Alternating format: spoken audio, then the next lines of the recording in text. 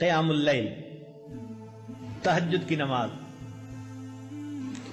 چنانچہ جو لوگ چاہتے ہیں کہ اللہ رب العزت سے تعلق ہو، ان کی محبت دل میں ہو، ہم اللہ تعالیٰ کے مقبول بندوں میں شامل ہو جائیں، ان کو چاہیے کہ رات کے آخری پہر میں چند رکعت نفل اللہ کے حضور ضرور پڑھا کریں۔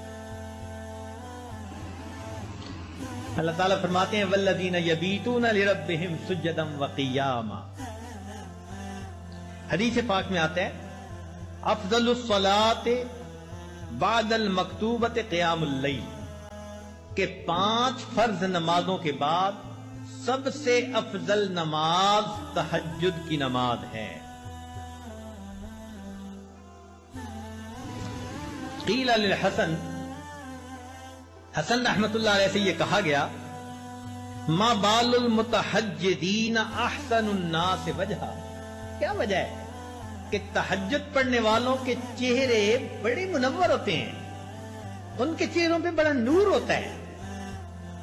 قال، انہوں نے جواب دیا لأنہم خلو بالرحمن فألبسہم نور من نورہ، اس لیے کہ وہ اللہ کے ساتھ تنہائی میں عبادت میں وقت گزارتے ہیں، اللہ اپنے نور کو ان کے چہروں پر پالش کر دیتے ہیں۔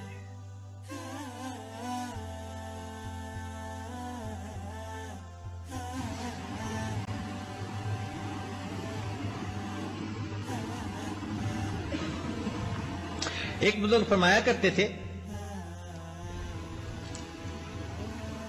کہ حضرت، ان کے پاس ایک بندہ آیا، اس نے کہا کہ حضرت مجھے رات تہجد کی توفیق نصیب نہیں ہوتی، کوئی عمل بتا دے۔ انہوں نے آسان سا جواب دے دیا، فرمانے لگے اے دوست، تو اپنے دن کے اعمال کو سنوار لے، اللہ تعالیٰ تجھے رات کے اعمال کی توفیق عطا فرما دے۔ ہم دن میں جو نافرمانیاں کرتے ہیں نا، ان کی وجہ سے رات کی عبادت سے محروم کر دیا جاتا ہے۔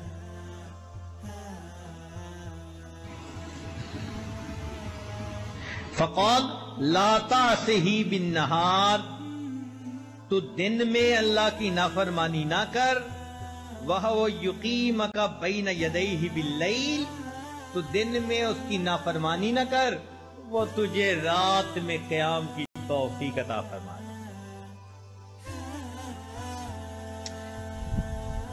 یروان سفیان ثوری،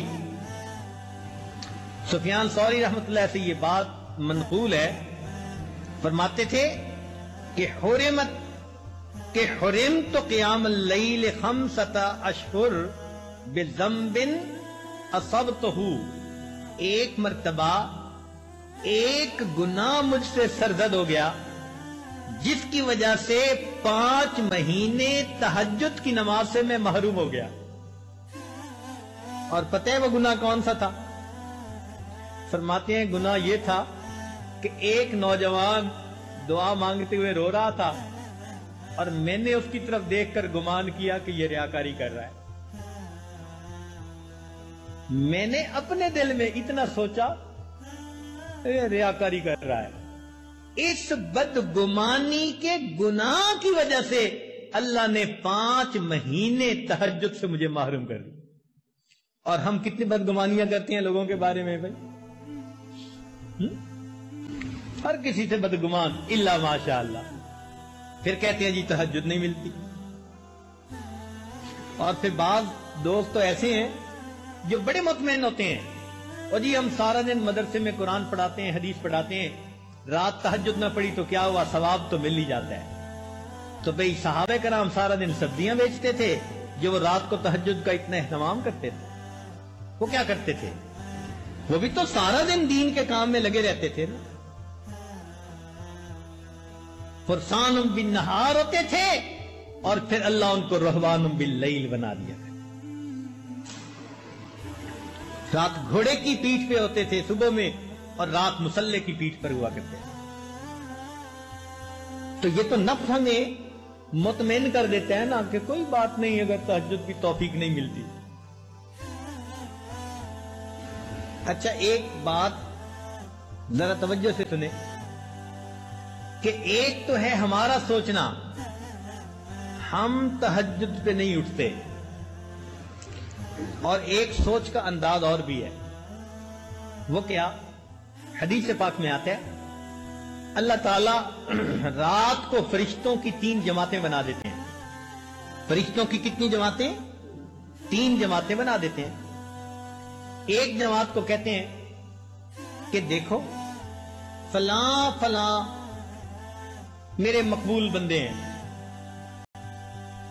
تم جاؤ اور ان کو پر مار کے جگا دو، یہ تہجد میں اٹھنے کا وقت ہے، یہ اٹھیں گے مجھ سے مانگیں گے، میں پروردگار ان کی جھولیوں کو بھر دوں گا۔ چنانچہ یہ لوگ سوئے ہوئے ہوتے ہیں، نہ گھڑی کا الارم نہ کوئی اور، اچانک ان کی آنکھ کھل جاتی ہے، یہ اللہ تعالیٰ کی طرف سے فرشتے اٹھا دیتے ہیں ان کو، اچانک آنکھ کھل جاتی ہے، دل میں ارادہ لے کے سوتے ہیں 3 بجے اٹھنے، 3 بجے آنکھ کھلتی ہے، تو اللہ تعالیٰ کے فرشتے جگا دیتے ہیں۔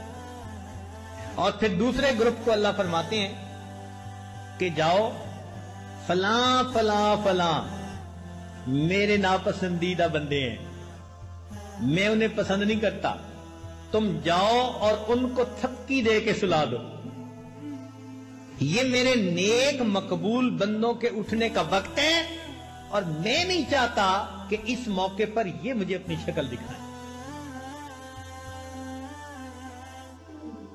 رات کے 1 بجے تک جاگتے رہیں گے، 2 بجے تک جاگتے رہیں گے، جب تہجد کا وقت شروع ہو جائے گا نیند آ جائے گی۔ آپ شادی بیاہ پہ دیکھیں، لوگ پروگرام بناتے ہیں، آج شادی کی رات ہے جی ساری رات جاگیں گے، ساری رات نہیں جاگتے، جب تہجد کا وقت شروع ہوتا ہے سارا مجمع سو جاتا ہے، گھر کی عورتیں سو جاتی ہیں، مرد سو جاتی ہیں، مہمان بچے سب سوئے پڑے ہوتے ہیں، وہ سوئے نہیں ہوتے، ان کو سلا دیا جاتا ہے۔